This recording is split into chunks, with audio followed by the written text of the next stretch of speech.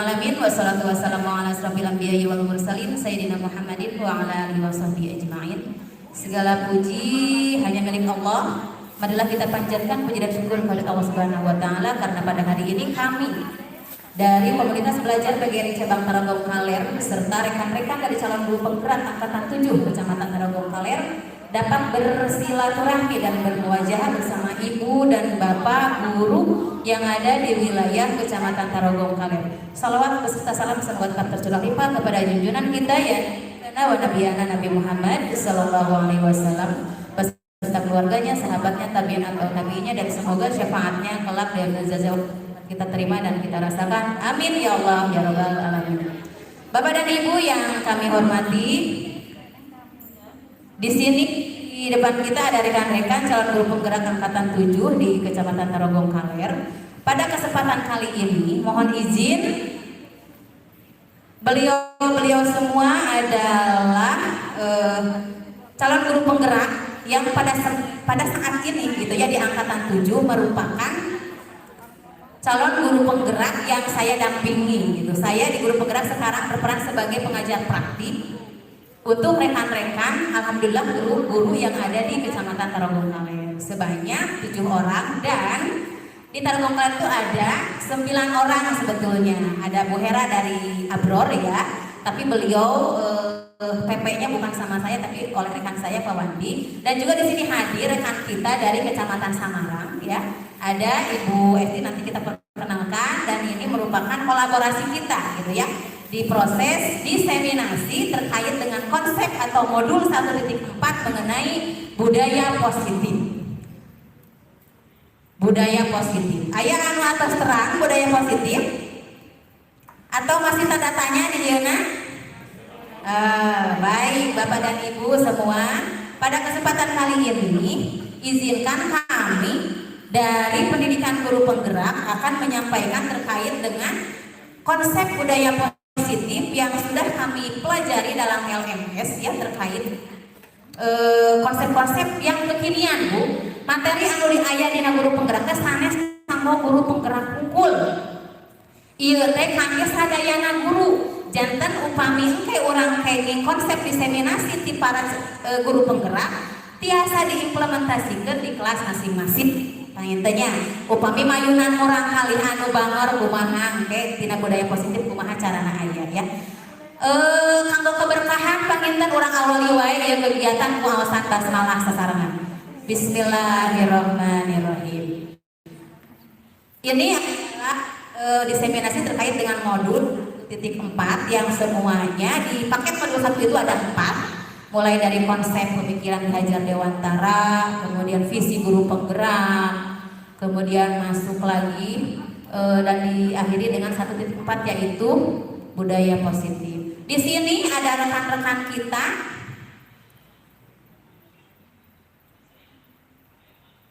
Ini ada Ibu Ade Nurita, Ibu Kepala Sekolah dari SDN 2 Pasawahan. Di sini ada Ibu Guru dari Panjiwangi SDN Panjiwangi 1. Ada Ibu Dina dari SDIT Darul Abror. Ada Ibu Lina dari SDN Mekarwangi 1. Ibu Santi Rahayu dari SDN 1 Panjiwangi. Ibu Sri Windari O2 kemudian. Ibu Santi Rahayu dari SDN 2 Panjiwangi Rai Rantanya. Kemudian ada Ibu Sri Wendari dari SDN 1 Sukawangi. Di sini ada Ibu Wulan Yudianti dari SDN 1 Pasawahan. Ada Isbah Mauludin Pakasepna di angkatan 7 Nyalira kayak Pasadayana. Di SDN 4 Taman-Sari ada Ibu Hera dari SDIT Darul Abror, rekannya Ibu Dina, dan ini Ibu Siti kedah nate dia teh. Nah, kayak di nama ayah khusus foto limited edition ya. Si Ibu Estin. Nah, Bu Estin nama panggilan untuk Ibu Siti ya. Siap. Baik Bapak dan Ibu semua, silahkan semua di sini materinya Bapak Ibu. Materinya terkait dengan perubahan paradigma belajar. Dina belajar teh urang teh kudu kumaha ayeuna teh dina teh panginten Bu ya. Kemudian disiplin positif dan nilai-nilai kebajikan universal apa saja yang termasuk konsep di sini. Kemudian motivasi perilaku manusia. Ari manusia teh motivasinya teh naon wae berperilaku seperti itu teh. Kemudian ada keyakinan kelas, ada kebutuhan dasar manusia dan dunia berkualitas. Kemudian ada restitusi, 5 posisi kontrol guru. Guru itu seperti apa saja. Kemudian di sini ada segitiga restitusi. Sugan teh segitiga teh tarigu wae yang punya di dieu mah aya segitiga teh terkait dengan konsep budaya positif, yaitu segitiga restitusi. Dari 7 materi yang ada di depan, Ibu tertarik yang mana? Silahkan Ibu catat dalam hati, saya tertarik yang mana, saya ingin pelajari yang mana. Mudah-mudahan semuanya tertarik, karena ini saya yakin ini semuanya baru dan harus kita pahami, dan insya Allah nanti kita akan implementasikan di sekolah masing-masing ya.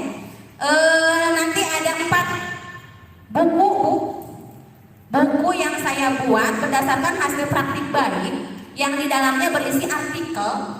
Tadi anu dijelaskan ku paparhan, insya Allah aya di lebetna pangintennya kumaha ari artikel teh. Mah artikelna sesuai sareng artikel yang ada di LMS Guru Penggerak. Berbeda dengan artikel yang harus masuk ke jurnal seperti yang dikatakan oleh paparhan. Memang itu harus memerlukan waktu yang intens dan khusus ya untuk membahasnya. Dan kami di sini di komunitas belajar, insya Allah apabila itu akan menjadi sebuah kebutuhan, akan kami jadikan sebuah program ya. Baik, untuk mengefektifkan waktu, silakan Bapak dan Ibu calon guru penggerak untuk mempresentasikan materi yang sudah ada di papan berikut ini. Silakan. Untuk yang pertama akan disampaikan oleh Ibu Linatin Kustina.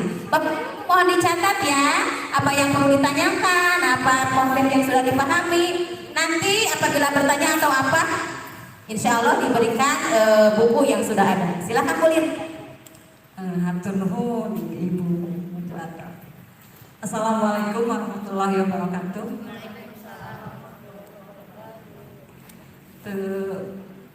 Kedah jadi poinnya dia di atas dikenalkan tadi ku Ibu Pepe atau Priyogi.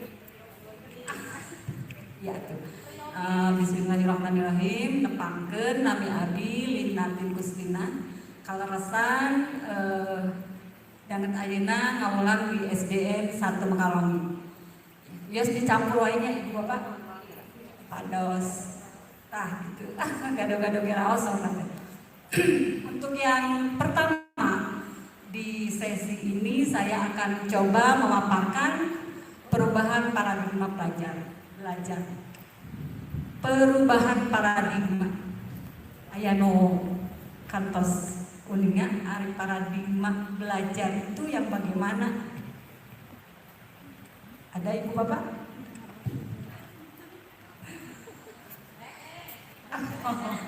Acan. Iya. Siap. Satajan dilanjut coba kita melakukan dulu percobaan. Coba buka. Di sini kita akan coba berpasang-pasangan ya Bu ya. 2 orang. Boleh silahkan memilih dengan siapa Anda akan berpasangan.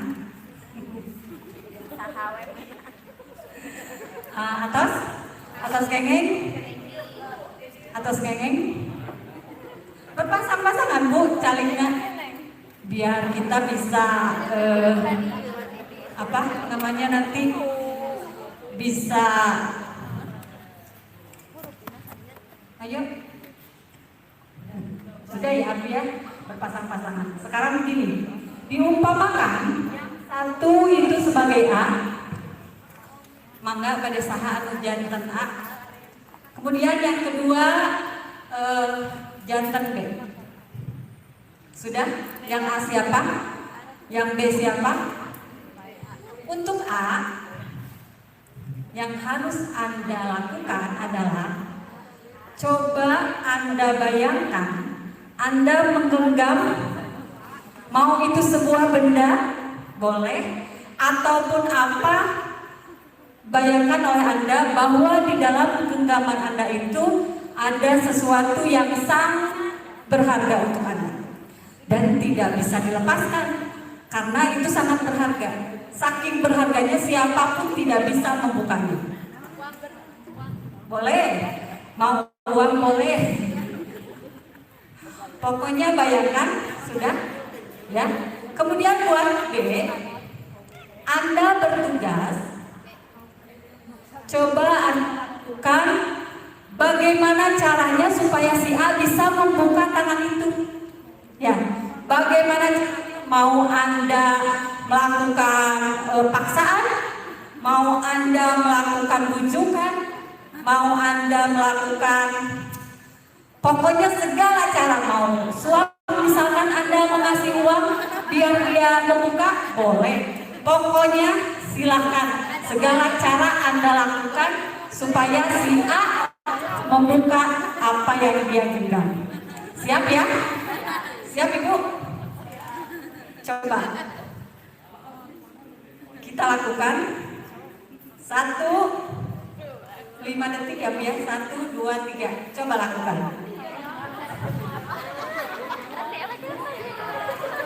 Silakan.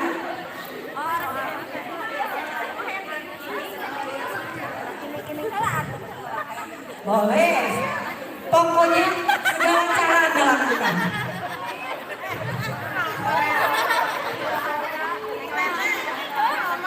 Sudah Bu? Sudah ya? Sudah ya? Tidak mau membuka? Ayah yang biasa buka tuh?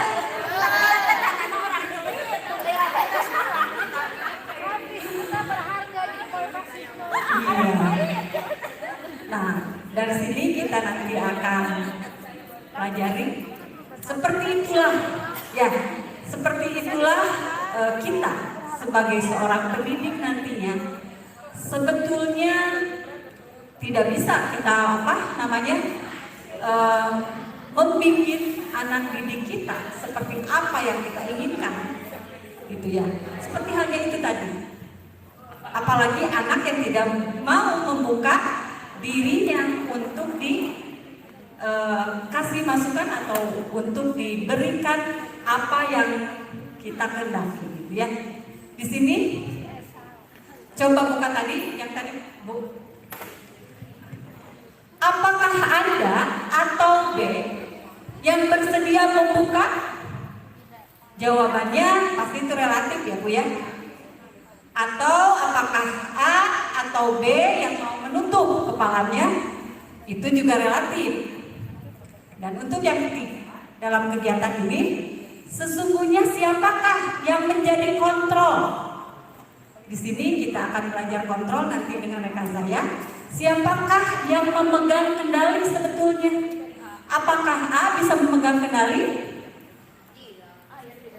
B yang bisa memegang kendali? Sebetulnya yang bisa memegang kendali adalah diri kita sendiri ya Bu ya. Tidak bisa orang lain memegang kontrol atas orang lain. Yang bisa, yang mau membuka adalah dirinya sendiri, yang mau menutup adalah dirinya sendiri, gitu ya. Kemudian itu seperti tadi. Jadi sebetulnya yang bisa mengontrol diri kita sendiri hanyalah diri kita sendiri. Sehingga dari sini kita tahu bahwa kita sebagai guru sebetulnya tidak bisa mengontrol murid kita secara langsung ya. Nah, di sini ada kontrol menurut Dr. William Glasser, di mana bahwa yang kita prediksi selama ini bahwa guru itu bisa mengontrol murid. Semua itu hanyalah ilusi. Karena sebetulnya yang bisa mengontrol adalah hanya diri kita sendiri. Memang pada dasarnya kita tidak dapat memaksa murid untuk berbuat sesuatu jikalau murid tersebut memilih untuk tidak melakukannya. Sehingga bagaimanapun caranya, kalau anak itu tidak mau melakukannya, otomatis kita tidak bisa memaksanya ya. Itulah yang menurut Dr. William Glasser. Yang kedua adalah ilusi bahwa semua penguatan positif, efektif, dan bermanfaat. Semua penguatan itu bermanfaat dan efektif. Sebetulnya itu hanya ilusi juga Bu. Karena apa?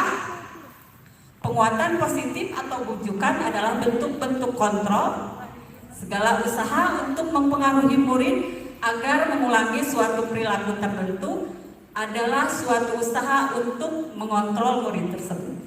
Dan itu semua juga dinyatakan sebagai ilusi, bahwa sebenarnya kita tidak bisa penguatan positif belum tentu ya dijadikan sebagai kontrol yang itu. Yang selanjutnya adalah ilusi bahwa kritik membuat orang merasa bersalah, dapat menguatkan karakter. Selama ini memang kita kebanyakan ya, bukan kita khususnya saya, kalau ke anak itu biasanya sebelum belajar saya memang terhadap anak itu biasanya kalau kita mengini anak pasti dibawanya ke merasa bersalah dia. Kenapa kamu ini gitu kan, biasanya gitu ya Bu ya. Kenapa kamu ini, jadi secara tidak langsung si anak merasa bersalah. Oh iya, padahal semua itu bukan untuk menguatkan karakter. Di sini menggunakan kritik merasa bersalah untuk mengontrol murid menuju pada identitas gagal. Mereka belajar untuk merasa buruk tentang dirinya mereka sebetulnya ya Bu ya. Kalau kita pojokan seperti itu, padahal kita hanya ingin misalkan anak itu sadar ya tadinya, padahal semua itu salah ya. Oleh karena itu kita coba untuk mengubah paradigma kita supaya kedepannya lebih baik lagi. Yang terakhir adalah ilusi bahwa orang dewasa memiliki hak untuk memaksa.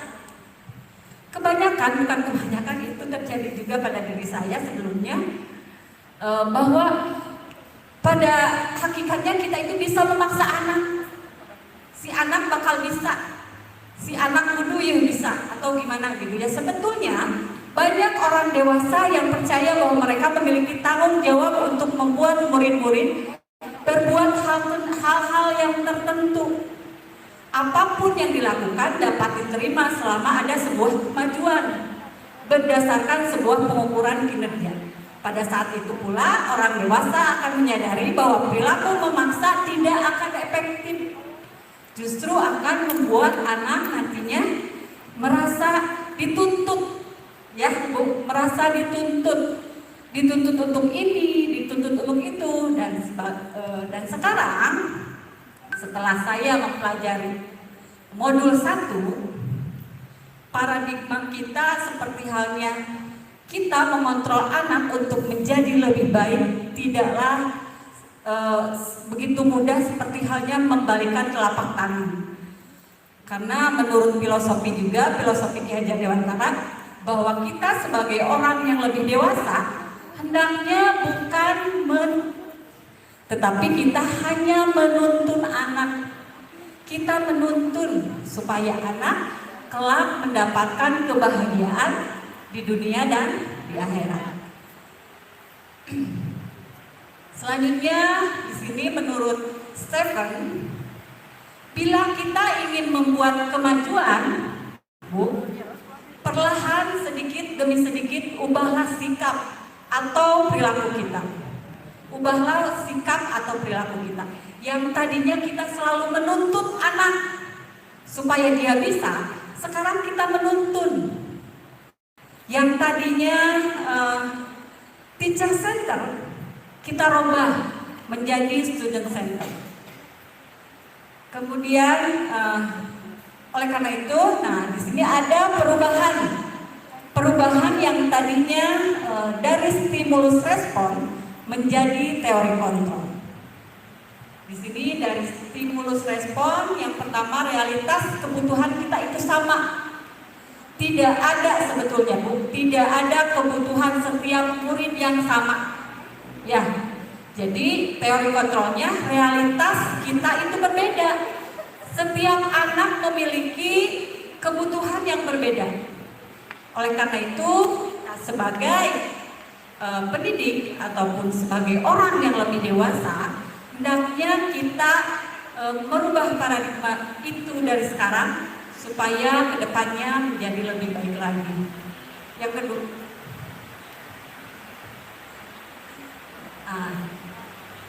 Mungkin nama atas kena disimpulkan kita orangnya. Kesimpulannya saja dari perubahan paradigma tadi, seorang bisa merubah paradigma jika dia berpegang teguh ingin membuat perubahan menuju hal yang lebih baik. Mangga ibu bapak anu numawi abdi anu acan daftar CGP dasanesku adanya regulasi-regulasi untuk jadi apa tidak. Sebetulnya di CGP itu ilmunya sangat bermanfaat, ilmunya sangat bagus sekali, sehingga kalau kita terapkan, insya Allah pendidikan akan seperti apa yang kita inginkan. Ya, rupanya demikian perubahan paradigma dari saya. Mudah-mudahan Bu Bapak tidak cukup puas. Bu Lina terkait dengan aksi nyata yang sudah Bu Lina lakukan mengenai konsep, silakan. Nah, kebetulan yang sudah saya lakukan di sekolah untuk mengubah paradigma saya tadi, saya coba merubah yang tadinya selalu menuntut anak untuk bisa. Nah, sekarang Bu, saya coba perlahan-lahan hanya menuntut anak, ya, hanya menuntut. Jadi memang betul di kurikulum Merdeka sekarang tidak ada kan capaian ranking gitu kan. Nah, itulah. Jadi memang tidak menjadi patokan. Memang harus bisa, memang harus tersampaikan segala yang sudah dikurikulumkan, tetapi memang mungkin kita hanya menuntunnya saja, tidak menuntut. Ya, dan anak yang nantinya akan menjadi center dari setiap kegiatan. Saya telah melakukan di kelas juga sudah menggunakan membuat keyakinan kelas supaya anak-anak sebelum melakukan dia sadar sendiri bahwa kita ini akan melakukan sesuai apa yang mereka inginkan, gitu ya. Jadi paling tidak dengan keyakinan kelas nanti anak-anak akan melakukan apa yang telah mereka sepakati, apa yang telah mereka yakini, sehingga mereka tidak akan merasa terpaksa. Dan semua itu demi anak didik kita. Ya, keberpihakan kepada siswa Bu Lina ya. Jadi saat ini Bu Lina sudah tidak menuntut lagi, tetapi menuntun ya. Tidak menuntut, tetapi harus menuntun. Baik, aplaus untuk Ibu Lina. Silakan nanti pertanyaannya di sesi pertanyaan sekarang.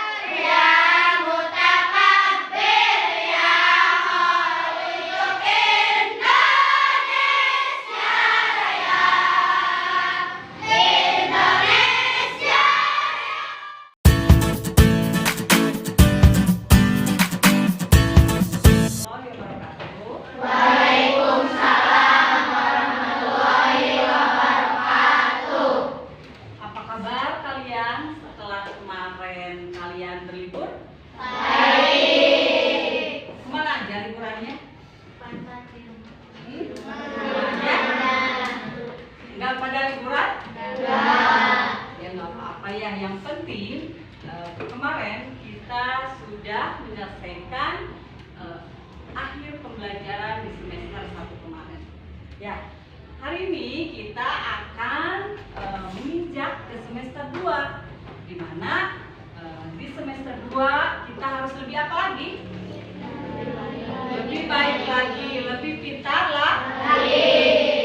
Sebelum kita mulai, terlebih dahulu kita buat kesepakatan dulu ya. Kesepakatan supaya kita bisa melaksanakan pembelajaran sesuai dengan apa yang kita sepakati.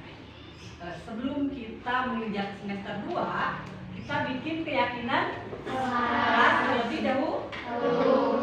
Sama halnya seperti semester kemarin. Ya, kita sudah kan membuat keyakinan kelas? Sudah. Coba untuk keyakinan kelas yang akan datang, kita buat lagi, kita sepakati bersama, kemudian nanti kita laksanakan bersama. Karena kalian sudah kelas 6, sehingga kalian akan tahu apa yang harus kalian laksanakan sesuai dengan keyakinan yang telah kalian buat sendiri. Ya. Kalau semester kemarin masih ingat apa aja keyakinan kelasnya? Tidak boleh makan ketika belajar. Apa lagi? Tidak boleh main HP ketika belajar. Apa lagi? Kemudian tidak datang. Itu kemarin keyakinan kelas yang telah kita sepakati di semester 1. Hari ini kita akan buat lagi kesepakatan untuk semester depan ya. Jadi dari sekarang kita akan membuat kesepakatan yang akan kita laksanakan bersama. Siap ya? Siap. Sekarang kalian tuliskan di sini kesepakatan yang akan kalian sepakati bersama. Ya, setiap satu orang bikin satu nilai-nilai yang akan kalian sepakati. Nilai-nilai baik yang akan kalian laksanakan. Nilai-nilai baik yang akan kalian lakukan di kelas. Ya, sehingga nantinya kalian tidak akan merasa terbebani karena ini apa? Kemauan kalian atau kesepakatan kita ya. Siap nggak? Siap. Siap bikin keyakinan? Siap. Siap untuk melaksanakannya? Siap. Yakin? Yakin ya? Sebelum kita buat kesepakatan terlebih dahulu, biar kita semangat, yuk. Masih ingat tepuk? Masih ingat? Siap, konsentrasi. Pagi, malam. Kalau malam itu bagaimana kemarin? Boleh tepuk kan? Kenapa tidak boleh tepuk? Kan kalau malam itu biasanya orang lain pada tidur. Dan kita harus bagaimana? Menghormati orang yang tidur dengan tidak. Jadi itu nilai yang bisa kita ambil dari tepuk ini ya. Pagi, siang, pagi, siang, pagi, malam. Hebat ya. Tepuk hebat gimana?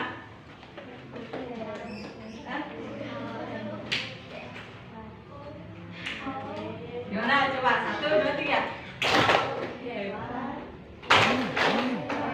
Hebat ya. Hebat. Wow, hebat. Gitu kan. Yuk. Sekarang kalian tuliskan ya. Ibu akan bagikan.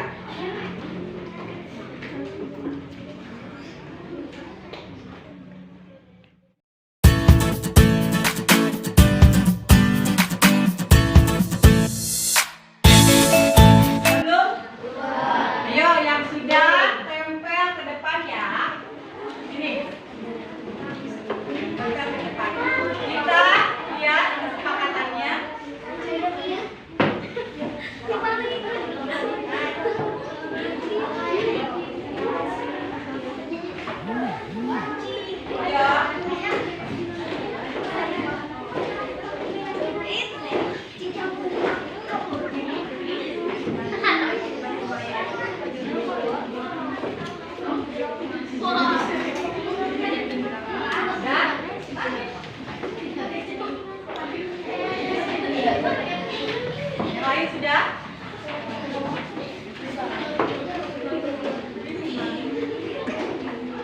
Sudah semuanya ya? Sudah, masih ada? Nah, lihat. Kita baca ya. Keyakinan kelasnya ada tidak datang terlambat ke sekolah. Kemudian memakai seragam lengkap dan rapi.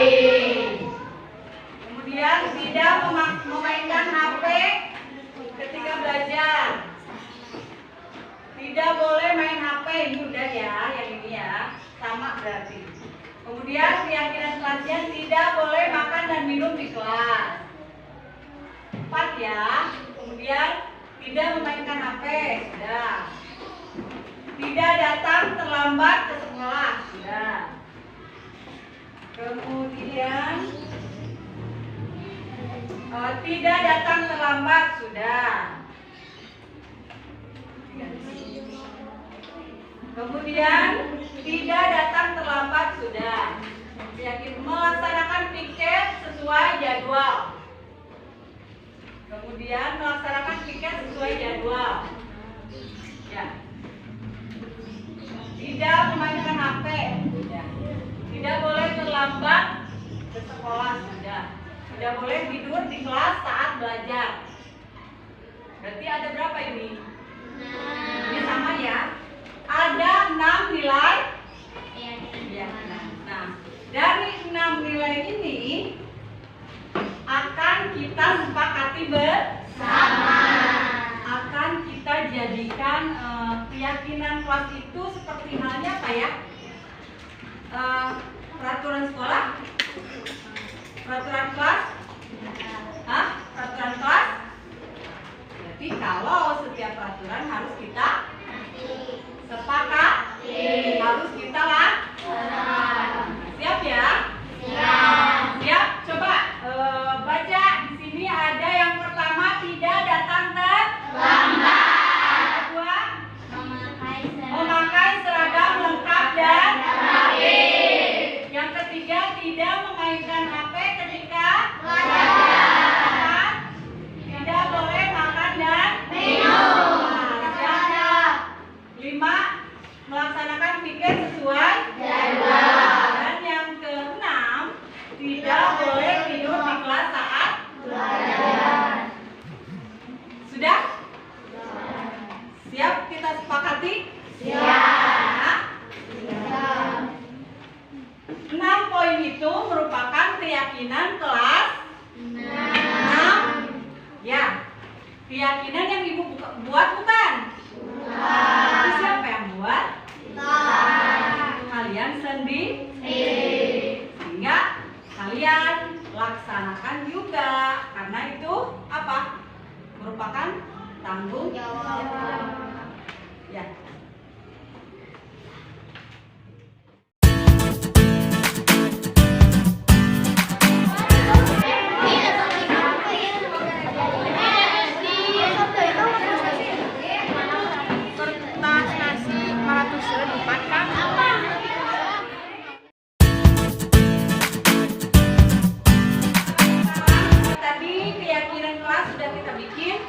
Sudah kita persiapkan, sekarang kita tanda tangan bersama ya. Jadi keyakinan kelas kita tanda tangani bersama menjadi sebuah kesepakatan kelas 6. Ayo siapa? Boleh cepat semuanya.